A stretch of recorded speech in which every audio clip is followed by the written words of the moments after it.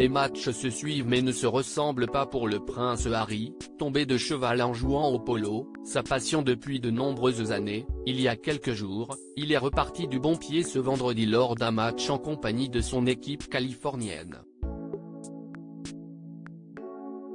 Vêtu de blanc, il a parfaitement assuré son rôle, lui qui pratique ce sport depuis l'enfance comme son frère William.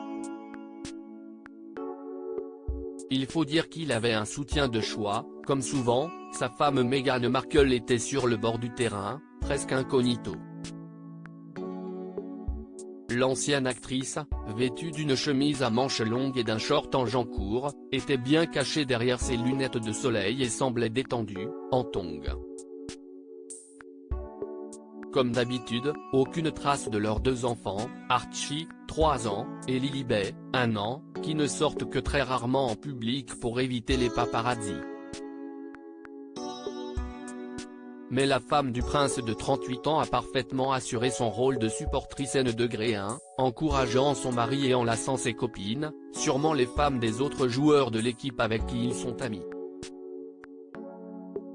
Une douceur de vivre sans pareil donc, en Californie, après un week-end difficile à Londres, venus en famille pour assister aux cérémonies du jubilé, les Sussex n'ont pas vraiment reçu l'accueil qu'ils attendaient. Interdit de balcon à Buckingham, que la reine Elisabeth II avait réservé aux membres actifs de la famille royale, ils ont été légèrement sifflés par le public à leur arrivée pour la messe et sont repartis avant même la fin des célébrations.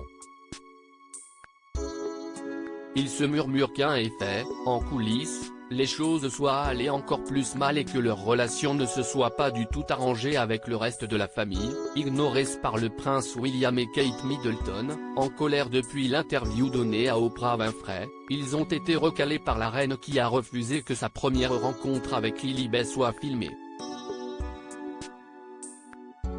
Pire, Mike Tindall, le mari de la cousine d'Harry l'aurait même traité de gland. Pas sûr, donc, que l'on retrouve le couple de sitôt au Royaume-Uni. Mais ils profitent de leur vie américaine à fond.